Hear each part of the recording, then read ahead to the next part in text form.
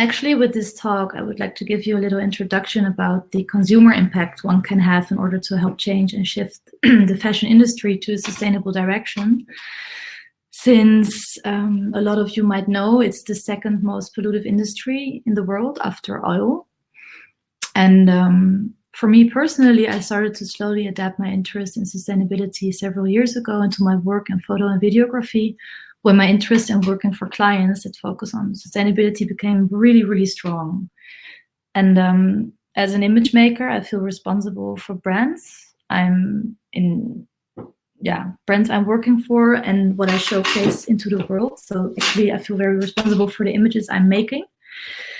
And in order to make you realize the way we overconsume, I'd like to bring you back to your childhood for a second. Do you remember the first object you've purchased as a child? No matter what it is, we're actually all conditioned in buying stuff, and it seemed normal to us. It seems normal to us to buy and overconsume. And now we're living actually at a turning point where the Earth shows the effects of mass production and the impact on our planet is actually just buying stuff very irresponsible. And a lot of more and more people are starting to be aware of that. So the fact is, we need to change our behaviors. Yeah, and luckily there is a growing awareness today that actually consuming sustainable clothing is something common and trending even to do. So you see this movement growing, in particular since the Rana Plaza factory collapsed in 2013 in Bangladesh due to very, very bad work conditions and labor rights, which in effect was a wake-up call for a lot of designers to rethink their business models towards transparency, circularity, and sustainability as a whole. Look, as you see here, the left graphic, from the early thousands on, the worldwide clothing production has been doubled, with only 1/5 of the purchased clothing being worn and a tremendous amount of clothing that's always been overproduced in purpose by brands every single collection. So every single collection they overproduce bulks of clothing because it's cheaper, and it's how the capitalistic system works, right? And I really think, like, little do people know about the impact on the environment, that it actually takes up to 2,700 liters of water to produce a shirt, only a t-shirt, and 7,000 of liters for a newly produced jeans. So yeah, if you look at the world fiber production, you see an increasing usage of polyester production, which is meaning like less quality overall. And that actually supports what I felt, like what I felt in my guts for quite some time, that actually,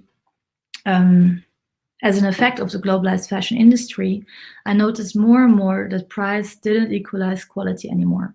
And expensive designer pants can nowadays be made from cheap materials with a heavy impact on the environment, not to speak about the bad working conditions in the factories. So this, in the end, was my personal turning point, where I thought, no, I can't, and I don't want to support just any other brand any longer. And the results of this index you see here, like the numbers from some rankings of several brands, is research by Fashion Revolution. They made a transparency index where they actually rated all these brands. I would highly recommend you to have a look at it and learn more about the transparency of nowadays brands and the way they present themselves.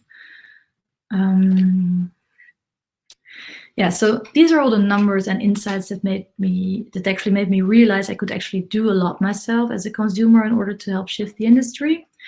Because yeah, today you could state, when it comes to sustainability, you're either a part of the problem or a part of the solution. And then I'd rather choose to be part of the solution, right? As well as in the way I consume and in the way I work, my work ethics. I try to keep up this value.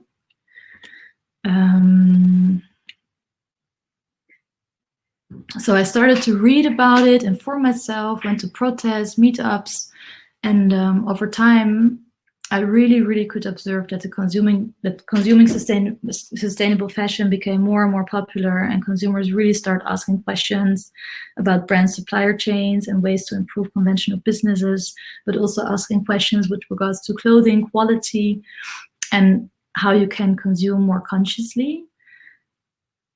Consumers are questioning more about like, how much do you need? So the whole philosophy about the amount of clothing you need in your closet, or as a human, how much you actually wear, how you can build a capsule wardrobe, for example. And all of these topics are entering the public consensus now. When it comes to the definition, it's a bit hard, it's a bit messy, and sometimes as well very confusing because a lot of brands misuse it. It's called greenwashing.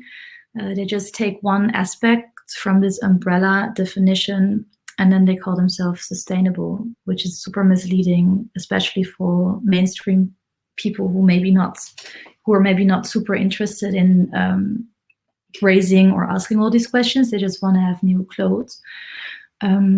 So for this, I also would like to recommend you to check out the fashionrevolution.org manifesto. There's a lot described about this umbrella definition, which is amazing, and I really like reading it and learn about it. So what I personally do when purchasing a piece of cloth, I try to remember this quote of Livia Firth in order to ask myself whether or not I'm likely to connect with the piece. It of course demands some self-research and self-knowledge to define your personal style and the silhouettes you like to wear or that look flattering on your body type or shape. So, but I think it's important. Otherwise, you always buy impulsively or only to try to satisfy yourself by the effect of consuming more and more, and then you only wear the clothes you buy, as I mentioned earlier, only a fifth of the amount as how we would have done it 20 years ago. So what she says is every time you shop, always think, will I wear this a minimum of 30 times? Because the sad thing is that the average clothing is only worn 7 times before being disposed. I cannot imagine wearing a piece and then throwing it away after 7 times wearing. So I'd like to introduce you here to the hierarchy of needs. It helped me a lot to realize that buying a piece of clothing that's newly produced is actually the least sustainable of the hierarchy. Because when you look at all the options you can do before buying something new, it's actually everything you need, right? So first of all, using what you have, you can borrow amazing stuff. It's already a very upcoming niche. You can swap clothes, thrift, vintage or secondhand.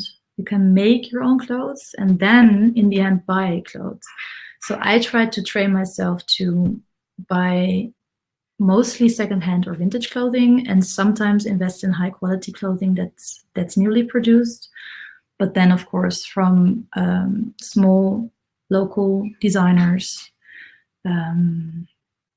made with good materials, etc. But you really have to be super conscious and re-educate yourself. So before showing you a list with go-to brands and platforms to dive deeper in sustainable fashion, I would like to end this talk with the following quote that relates to our psychological connection to clothing. I wish we all become aware of when consuming clothes, since it all starts with re-educating and unlearning ourselves. Is it the word unlearning? From what we've learned and how we've been raised from our early days of our childhood, meaning the shift from overconsumption to a more conscious purchase. And I think it has all to do with how you connect with clothing, and this quote from Jana de Kroon says it very well. It says, the way you connect with a piece of cloth and can connect to the real story behind it, that immediately gives you a responsibility of making it sacred.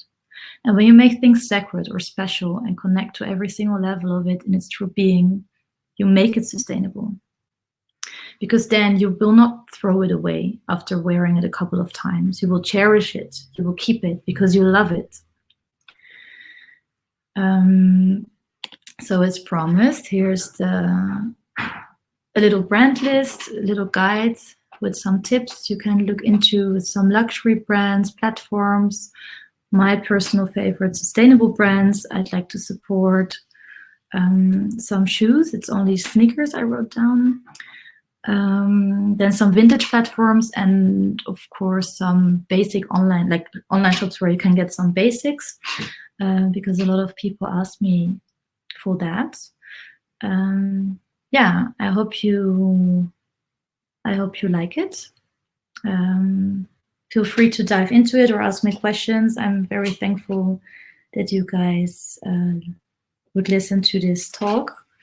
Thank you so much.